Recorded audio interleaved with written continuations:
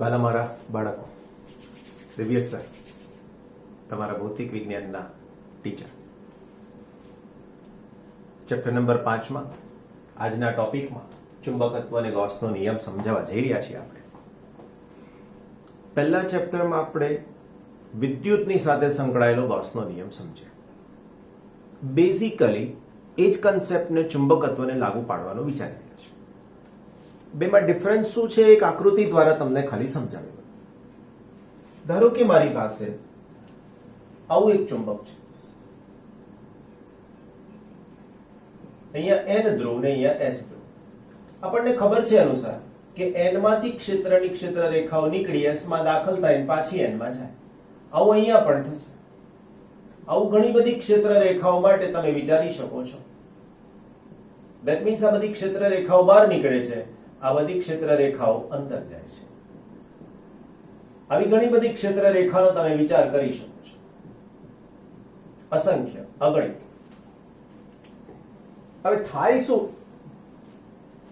તો હું અહીંયા એક બંધ માર્ગ લઈ લઉં, બંધ પૃષ્ઠ લઈ લઉં, માર્ગ નહીં પૃષ્ઠ, ગૌસિયન પૃષ્ઠ જેવું.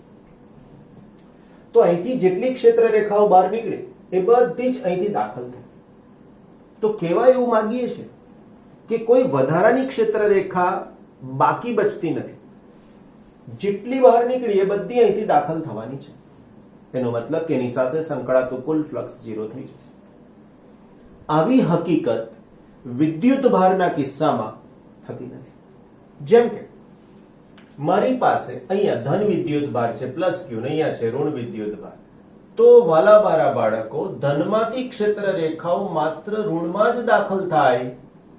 રાઈટ? હવે જો હું આ N ને ઘેરતું જેવું પૃષ્ઠ વિચાર્યું એવું આ ધનને ઘેરતું પૃષ્ઠ વિચારું. પૃષ્ઠ બંધ ગોળો ગમે તેવો આકાર. તો આમાંથી માત્ર ક્ષેત્ર રેખાઓ બહાર નીકળે છે, કોઈ ક્ષેત્ર રેખા પાછી આવતી નથી. એનો મતલબ કે આની સાથે ફ્લક્સ સંકળાય છે, આની સાથે ફ્લક્સ સંકળાતું નથી. બસ આટલો બે વચ્ચેનો ડિફરન્સ થયો કહેવાશે. અને આ ડિફરન્સ એ જ આપણો ચુંબકત્વ માટેનો ગૌસનો નિયમ.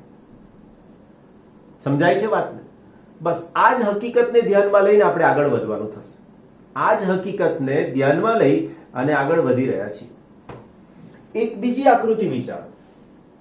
આવું અહીંથી પાછું ઋણમાં દાખલ થાય હો, બીજી 10-15 ક્ષેત્ર રેખાઓ આમ, એવું ધ્યાન રાખજો. મારી પાસે આવું એક સમાન ચુંબકીય ક્ષેત્ર છે. આ સમાન ચુંબકીય ક્ષેત્રની અંદર હું આવું એક અનિયમિત આકારનું કોઈક બંધ પૃષ્ઠ વિચારું છું. બંધ પૃષ્ઠ છે. એનું આવું એક નાનું ક્ષેત્રફળ લઈ રહ્યો છું. આ થયો ક્ષેત્રફળનો સદિશ, જેને હું કહીશ ડેલ્ટા S કહું છું. મોટું ક્ષેત્રફળ છે ને તો ડેલ્ટા S કહીએ.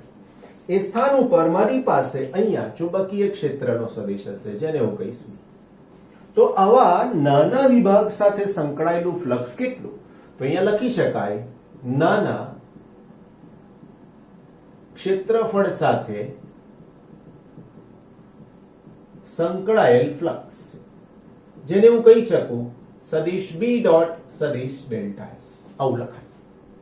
સમજાય છે? હવે જો મને B ડોટ ડેલ્ટા S મળે છે તો આની જ સાથે સંકળાયેલા જો બીજા ફ્લક્સની જો હું વાત કરું, આની જ સાથે સંકળાયેલા બીજા જો ફ્લક્સની વાત કરું તો શું મળશે મને? તો એના માટેની ચર્ચા કરી લઈએ. જો ધ્યાન રાખજો. આખા સમગ્ર પૃષ્ઠ સાથે સંકળાયેલું, સમગ્ર પૃષ્ઠ સાથે સંકળાયેલ ફ્લક્સ, તો એનો જવાબ થઈ જશે સમેશન સદિશ B ડોટ ડેલ્ટા S. અને અહીંયા લખીશ ALL, ઓલ.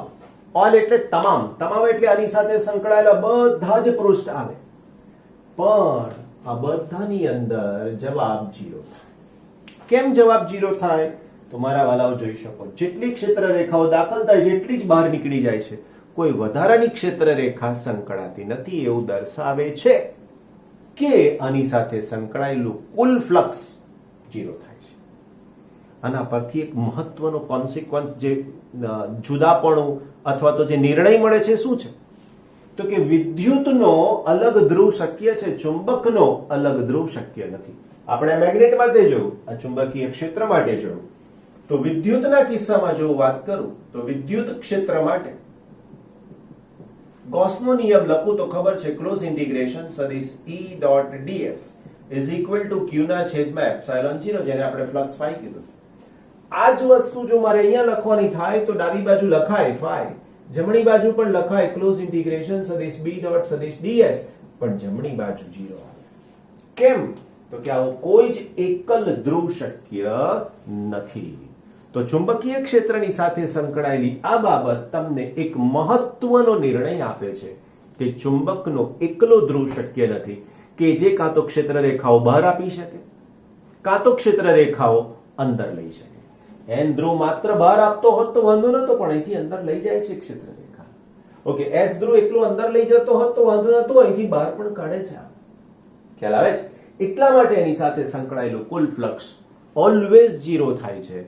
અને એ જ આપણા માટે ફાયદાવાળી વસ્તુ થઈ કે આ બધું જે એસી જનરેટર બનાવવાના છીએ એના માટેનો આ જ એક બેઝિક પાયો છે. બાકી વિદ્યુતથી પણ વિદ્યુત મળી શકવાની હતી, પણ અહીંયા ચુંબકત્વથી વિદ્યુત મળે છે, જે બહુ જ ડિફરન્ટ વસ્તુ આની સાથે જોડાયેલી છે. ઓકે, તો આ હતું ગૌસનો નિયમ ચુંબકીય ક્ષેત્રની સાથે કેવી રીતના પરિણામ આપી શકે છે તે. ભલા મારા ભૂલકાઓ, નવું ટોપિકનું જે આગળ વધવાનું કામ છે જેની સાથે છે તે પૃથ્વીનું ચુંબકત્વ. ઘણું બધું અગત્યનું છે. પૃથ્વીને પોતાનું ચુંબકત્વ છે. હવે કઈ રીતના એસ્ટાબ્લિશ થયેલું છે એ થોડુંક સમજવાની કોશિશ કરીએ. એની પ્રોપર્ટી કઈ છે, લાક્ષણિકતા કઈ છે, એને થોડુંક સમજવાની કોશિશ કરીએ. મારી પાસે આવી રીતના પૃથ્વીનો ગોળો છે, ગ્લોબ, રાઈટ. આ એના ભૌગોલિક ઉત્તર દક્ષિણ કહેવાય. ઉત્તર અને દક્ષિણ ભૌગોલિક બોલે. ભૌગોલિક એટલે પૃથ્વીના ગોળાને એક્ઝેક્ટ આમ લાઈન દોરો, વચ્ચેથી પસાર થતી, તો આ થઈ શકશે. પણ ચુંબકીય ઉત્તર દક્ષિણ એક્ઝેક્ટ આની સાથે મેચ થતા નથી. આવી રીતે હોય છે ચુંબકીય ઉત્તર અને દક્ષિણ. આ બે વચ્ચેનો જે ખૂણો છે એ 11.3 ડિગ્રી જેટલો છે. 11.3 ડિગ્રી જેટલો. અને એનું ચુંબકીય ક્ષેત્ર B છે એ 10⁻⁵ ટેસ્લા જેટલું છે. ધેટ મીન્સ હું ને તમે બધા હાલમાં પૃથ્વીની સપાટી પર આટલા ચુંબકીય ક્ષેત્રમાં તો છીએ જ. અને હાજરી આપતી વસ્તુ કઈ ખબર?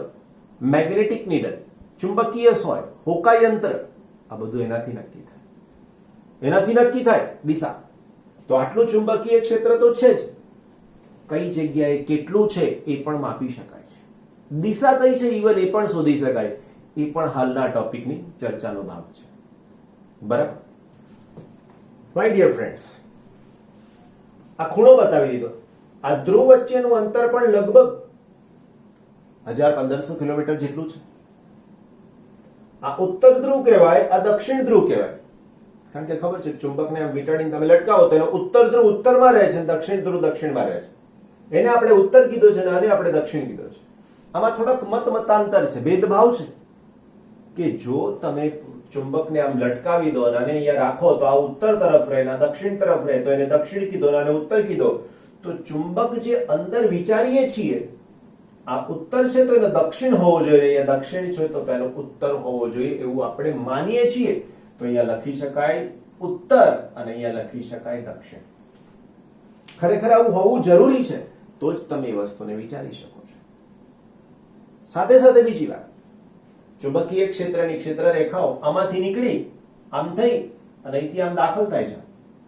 એવું અહીંયાથી આમ નીકળી અહીંયાથી આમ થઈ અને અહીંથી આમ દાખલ થાય છે. તો ક્ષેત્ર રેખાઓ આવી રીતે છે, લાઈક ધીસ, રાઈટ. તો આ પ્રમાણેની સમજૂતી મારે તમને આપવાની છે. ખ્યાલ આવે છે? હવે આ ચુંબકીય ક્ષેત્ર કેવી રીતે બદલાય છે, કયા સ્થળની સાથે બદલાય છે, બધી વગેરેની માહિતી આપણે અહીંયા આપવા માંગીએ છીએ. અને એની સાથેની સમજૂતી 3 ઘટકની સાથેની વાત કરવાની છે પૃથ્વીના ચુંબકત્વની સાથે.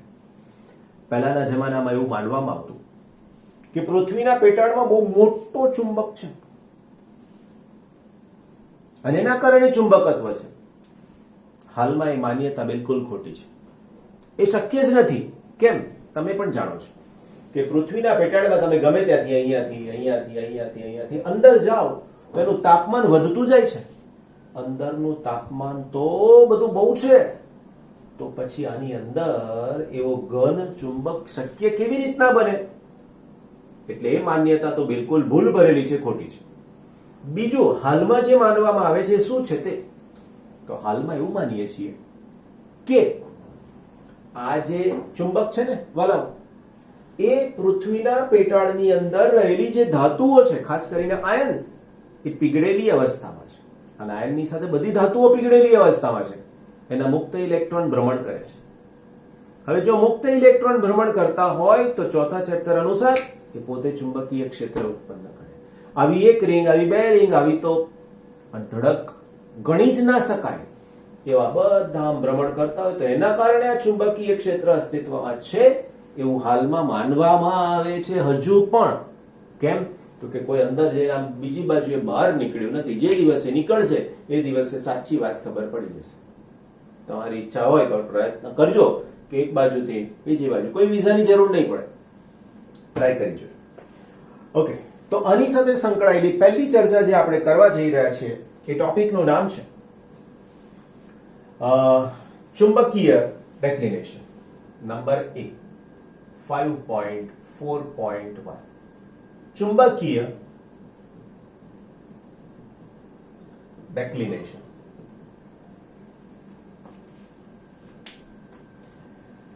ક્યારેક આવું પણ લખાય છે ડેક્લિનેશન. આ કોઈ રાષ્ટ્રનું નામ નથી ડેક્લિનેશન.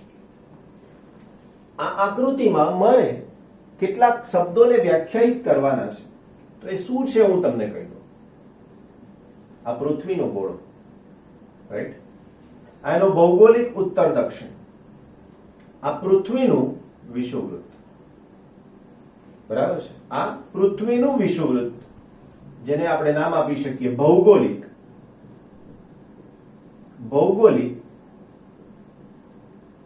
વિષુવવૃત્ત. એની સાથે સાથે આને પણ આપણે નામ આપી શકીએ છીએ આ થયો ચુંબકીય અક્ષ, અને એની સાથે સંકળાયેલું આને આપણે કહી શકીએ છીએ આને કહી શકાય ચુંબકીય વિષુવવૃત્ત.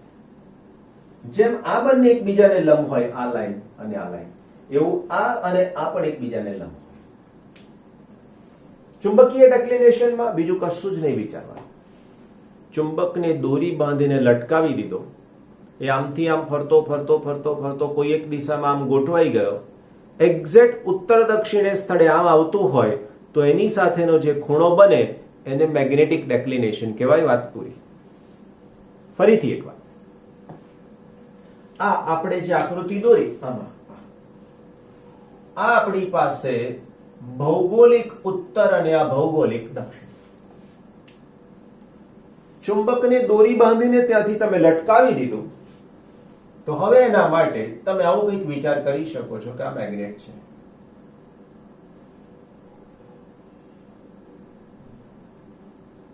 આ મેગ્નેટ છે.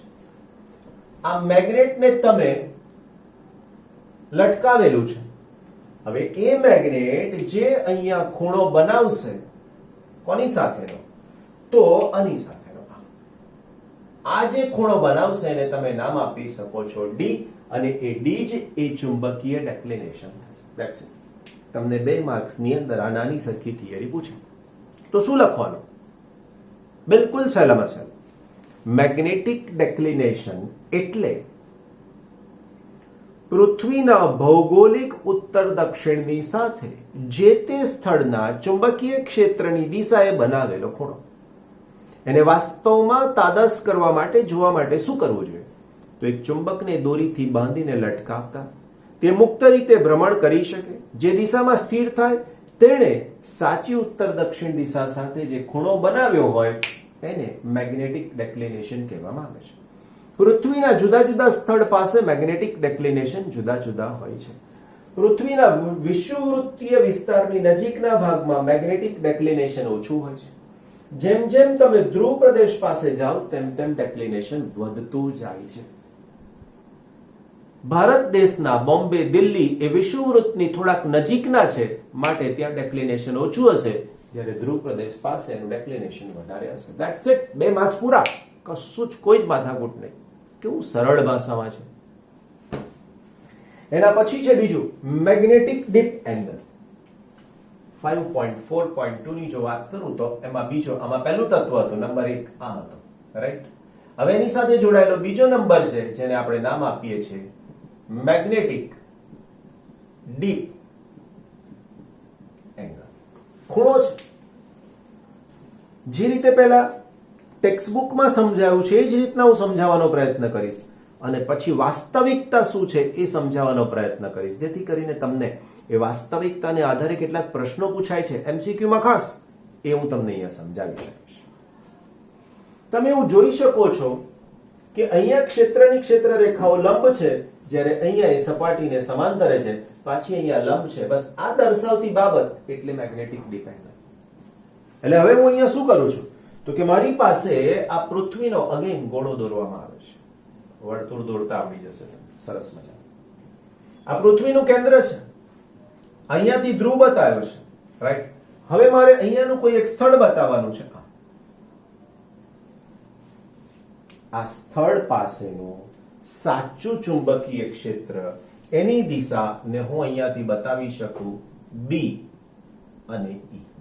અર્થ નું magnetic field. E stand for earth અને B stand for magnetic field. હવે આ બી ઈ ના તમે 2 ઘટક વિચારી શકો છો. કેવા 2 ઘટક વિચારી શકો છો તો કે એક આને સ્પર્શક હોય તેવો ઘટક અને બીજો અહીંયાથી આ ઘટક, રાઈટ. તો હવે તમે આ જે ઘટક વિચારે એમાં આ જે બન્યો આઈ એને મેગ્નેટિક ડીપ એંગલ કહેવામાં આવે છે. હવે આ ઘટકને આપણે નામ આપીશું HE અને આને આપીશું નામ ZE. દરેકનું નામ લખું છું બકાયદા, ધ્યાન રાખજો. BE જે તે સ્થળનું ચુંબકીય ક્ષેત્ર, HE જે તે સ્થળ પાસેનો ચુંબકીય ક્ષેત્રનો સમક્ષિતિજ ઘટક. ZE જે તે સ્થળ પાસેનો ચુંબકીય ક્ષેત્રનો ઉર્ધ્વ ઘટક. H horizontal component of earth magnetic field. H horizontal component of the earth magnetic field. ZE Z component X Y Z લંબાયો ત્રીજો ઉર્ધ્વ ઘટક. તો આ પ્રમાણે હાલમાં તમે બેઠા છો ને ત્યાં પણ આ બધું જ છે હાજર, ટોટલી કમ્પ્લીટલી. હવે આ વસ્તુ અહીંયા સમજાઈ ગઈ. હવે હું તમને વાસ્તવિકતામાં લઈ જાઉં અને પછી સમજાવું. સૌથી પહેલા મારે આની અંદર મેગ્નેટિક મેરિડિયન વિચારવું પડે. મેગ્નેટિક મેરિડિયન એટલે ચુંબકીય સમતલ. કેવી રીતે દોરવાનું તો કે આ જે લાઈન છે તે અને આ જે ચુંબકીય ક્ષેત્રની દિશા છે એની સાથે આવી 2 લાઈન ડ્રો કરી દો એટલે ચુંબકીય સમતલ થઈ ગયું. આ ચુંબકીય સમતલ કેવી રીતે દોર્યું જે તે સ્થળ પાસેનું તો કે આ જે ચુંબક હતું એની સાથે મેગ્નેટિક મેરિડિયન બનાવી. હવે એમાં જે તે સ્થળ પાસે ફરીથી પાછું આપણે શું વિચારવાનું તો કે આની અંદર ચુંબક ની સોય એટલે ચુંબકીય સોય આપણે આવી રીતે રાખીએ, રાઈટ. હવે અહીંયા સપોર્ટ આપી દીધો આવી રીતે. આ મેગ્નેટિક મેરિડિયન વિચાર્યું, આ ચુંબક વિચાર્યું, અહીંયા ભ્રમણ કરી શકે એવી કંઈક ગોઠવણ કરી દીધી. હવે આને આમ રાખ્યું છે, રાખ્યું નથી, એને જાતે રહ્યું છે. ભ્રમણ કરી શકે છે આમથી આમ, આમથી આમ, આમ થઈ ગયું. હવે આ જે દિશા આમ થઈ ગઈ મારા વાલાઓ, હવે આ જે દિશા આમ થઈ ગઈ એને સમક્ષિતિજ સાથે જે ખૂણો બનાવ્યો છે આ ખૂણાને આપણે I એવું નામ આપીએ છીએ. આ સાચી દિશા થઈ ચુંબકીય ક્ષેત્રની. આ જે ઘટક થયો એ સમક્ષિતિજ ઘટક થયો અને આ જે ઘટક થયો એ એનો ઉર્ધ્વ ઘટક થયો.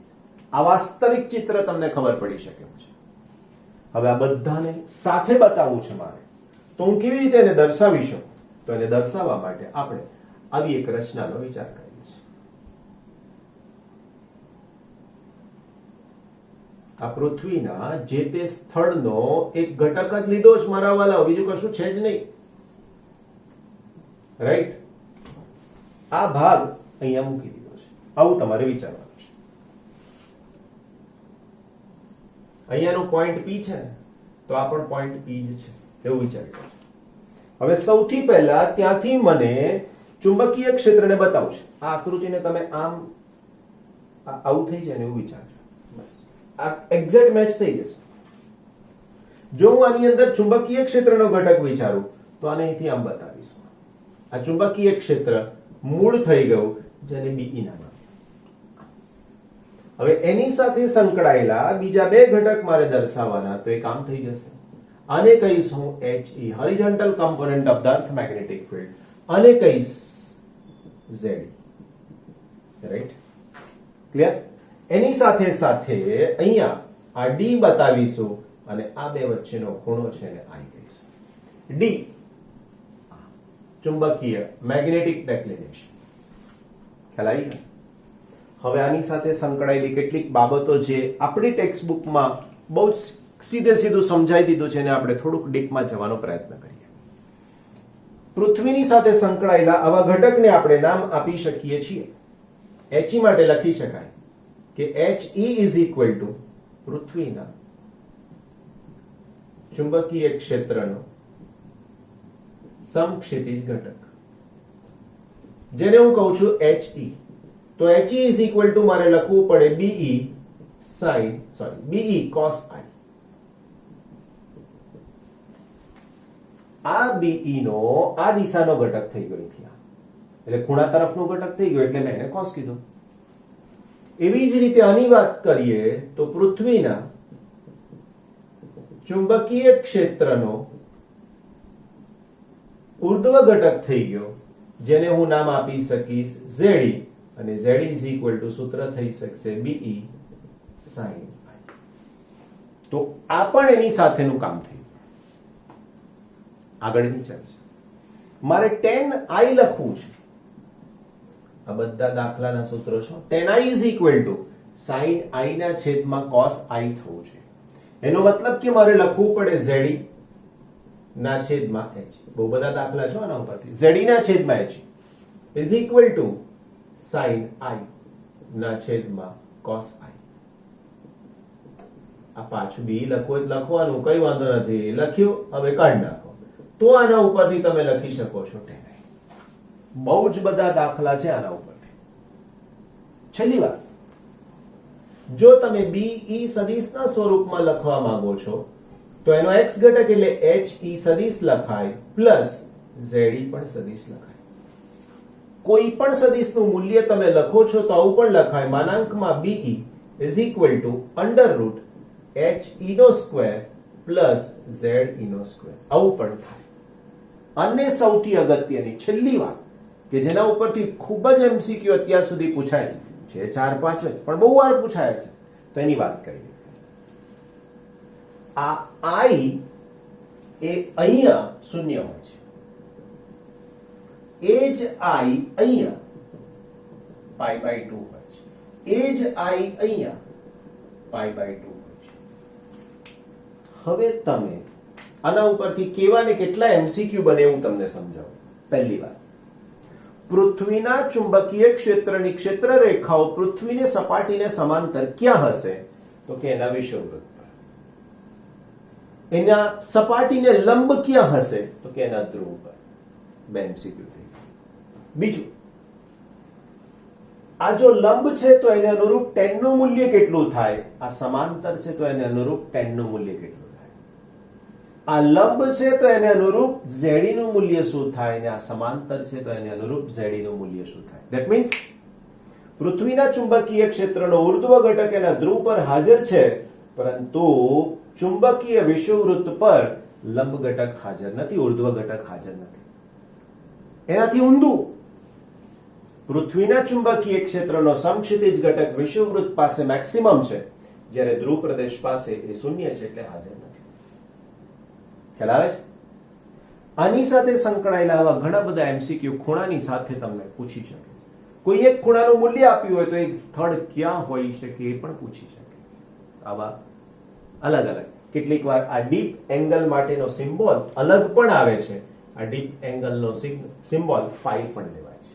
તો આ બધી માહિતીની સાથે આપણે પૃથ્વીના ચુંબકત્વનો જે ટોપિક છે અહીંયા કમ્પ્લીટ કર્યો છે. કરેક્ટ? પેજ નંબર 181, ઉદાહરણ નંબર 5.5. 5.4 સુધી તો આપણે કમ્પ્લીટ કરી દીધું છે કે નથી કર્યું? 5.1, 5.2, 5.3 અને 5.4 કમ્પ્લીટ થઈ ગયું છે, રાઈટ? ઓકે, નાઉ 5.5. આકૃતિ 5.5 માં O બિંદુએ મૂકેલી એક નાની ચુંબકિત સોય, આ O બિંદુ અને આ ચુંબકિત સોય એટલે મેગ્નેટ, લખતો જો, ચુંબકિત સોય એટલે મેગ્નેટિક નીડલ, રાઈટ? ઓકે, નાની ચુંબકિત સોય P દર્શાવે છે. તીરની નિશાની તેની ચુંબકીય ચાકમાત્રા મોમેન્ટની દિશા દર્શાવે છે. ચુંબકીય મોમેન્ટ કઈ દિશામાં હોય? તો સપોઝ આ ચુંબક છે, તો આ N ધ્રુવ હોય, આ S ધ્રુવ હોય, તો આ એની દિશા થઈ ગઈ મેગ્નેટિક ડાયપોલ મોમેન્ટની. બીજા તીર તેના જેવી જ બીજી ચુંબકીય સોય Q ના જુદા જુદા સ્થાન અને ચુંબકીય ચાકમાત્રાની દિશા દર્શાવે છે. એટલે આની દિશા ઉપર, એવી આની જમણી, આની પણ જમણી, આ નીચે, આ નીચે, આ ઉપર, આ ઉપર, રાઈટ? દરેકમાં તમારે દિશા શરૂ થાય તે S અને દિશા પૂરી થાય તે N ધ્રુવ છે એવું વિચારવાનું રહેશે. કઈ સંરચના આ તંત્રમાં સંતુલનમાં નથી? બીજું, કઈ સંરચના ગોઠવણીમાં તંત્ર 1 સ્થાયી અને તંત્ર 2 અસ્થાયી સંતુલનમાં હશે? અને ત્રીજું, દર્શાવેલ બધી ગોઠવણીઓમાં લઘુત્તમ સ્થિતિ ઊર્જાને અનુરૂપ કઈ ગોઠવણી હશે? આ થયું ડાયપોલ, આ થયું ચુંબક. ચુંબકની પાસે બે પ્રકારના ક્ષેત્ર હોય, તમારે જે જવાબમાં લખવાનું છે તે. દરેક ચુંબક પાસે તેના બે પ્રકારના ક્ષેત્રોનું વર્ણન કરી શકાય. એક એનું અક્ષીય ક્ષેત્ર, અક્ષીય ચુંબકીય ક્ષેત્ર, એનો મતલબ કે આવી અક્ષ પર હોય. સૂત્ર લખી શકાય B = μ0/4π * twice m/r3. બીજું હોય આવું ચુંબકીય ક્ષેત્ર જેને આને અક્ષ એવું કીધું છે અને આને કહેવાય વિષુવ રેખા. તો આને બીજું કહી શકીએ વિષુવ રેખીય ચુંબકીય ક્ષેત્ર. આપણે મૂલ્ય લખવાના છીએ એટલે માઈનસ નિશાની નહીં લખીએ, રાઈટ? તો સૂત્ર થઈ જશે μ0/4π * m/r3. આવું કંઈક થઈ શકશે. હવે આની સાથેની માહિતી લઈને આને સમજવાની કોશિશ કરીએ છીએ. ચુંબકીય ક્ષેત્રની દિશા હું દરેકની સાથે સંકળાય એમ દોરી દઉં છું, જેથી કરીને તમને એક્ઝેક્ટલી ખબર પડે કે ક્યારે સંતુલનમાં હોય. સમજાઈ દો પહેલા. સપોઝ મારી પાસે ચુંબકીય ક્ષેત્ર આવું છે, આમ છે, આ ચુંબકીય ક્ષેત્ર છે. આનો વિચાર કરો. હવે જો આની અંદર ડાયપોલ આવી રીતે ગોઠવાયેલી હોય, આવી રીતે ગોઠવાયેલી હોય કે આવી રીતે ગોઠવાયેલી હોય, તમે કહેશો સર N અને S તો લખો, એ જ અગત્યનું છે. અગત્યનું એ જ છે. ઓકે, હું પહેલા આ ક્ષેત્ર માટે N અને S કહી દઉં. અહીંયા N અને અહીંયા S, રાઈટ? ચુંબક માટે સપોઝ આ S છે અને આ N છે. આ S છે, આ N છે. અહીંયા ઊંધું વિચારી લેવાનું. અહીંયા N, અહીંયા S, અહીંયા N, અહીંયા S. હવે આને ક્રમ નંબર આપી દો. હવે જો આ ક્રમ નંબર 1 છે, આ 2 છે, આ 3 છે અને આ 4 છે, તો સંતુલનમાં કોણ? તો અહીંયાનું આ N છે અને આ S છે. આ બહારના ક્ષેત્રનો N છે અને આ બહારના ક્ષેત્રનો S છે. જો આ N ની S ની સાથેની ડાયપોલ મોમેન્ટની દિશા મેચ થઈ ગઈ તો એ સંતુલનમાં, બાકી નહીં. તો હવે મારી પાસે આ NS ની જો દિશા SN ની દિશા બતાવું તો આ થઈ, તો સંતુલનમાં કોણ કહેવાશે? 1. આ SN બિલકુલ ઊંધું થઈ ગયું એટલે આ મહત્તમ અસંતુલન કહેવાશે. આ SN આમ થયું, આ SN આમ થયું એટલે આ બે સંતુલનમાં નથી. બસ જો તમારા માઇન્ડમાં આ વાત એકદમ શાંતિથી ક્લિયર થઈ ગઈ, તાનો જવાબ ગોખવાનો નહીં, કશું કરવાનું જ નહીં, એમ જ આવડી ગયો, એમ જ આવડી ગયો. સમજાય છે? મારે ખાલી ચુંબકીય ક્ષેત્ર આનું વિચારવાનું રહેશે. હું દોરી રહ્યો છું રેખા, ધ્યાન રાખજો. આની સાથે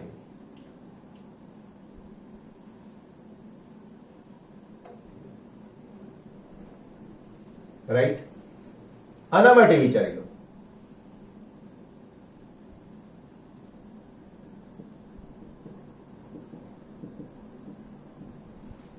એવું જ આ બાજુ એ વિચારી લો.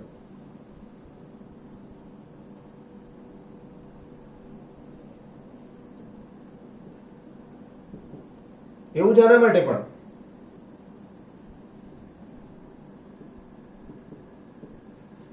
બસ મારા વાલાઓ, જવાબ તમને તાત્કાલિક જ મળી ગયો. તાત્કાલિક. ખાલી જુઓ કોણ સંતુલનમાં છે મને કહેશો તમે? હું Q1 થી શરૂ કરું. Q1 એ આને લંબ છે, નહીં આવે. Q2 પણ લંબ છે, નહીં થાય. Q3 જોઈ લો એક્ઝેક્ટ આની જેમ. જેમ બે ઉપર મેચ થતા હતા એમાં બંને નીચે મેચ થાય છે, સંતુલન કહેવાશે. ઓકે, અહીંયાથી Q4 આ ઉપર છે, જો બે આ ક્ષેત્ર રેખા અહીંથી આમ ઉપર જાય છે.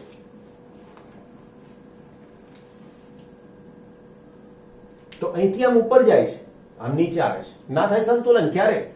5 Q5 આ આમ ઉપર છે, આ નીચે છે, સંતુલન ના જ થાય. આની વાત કરો તો અહીંયા થાય પાછું. રાઈટ? હવે એવું વિચારો કે ચુંબકીય ક્ષેત્ર અહીંયા પ્રબળ છે કે અહીંયા પ્રબળ છે? તો આ એની અક્ષ થઈ કહેવાય.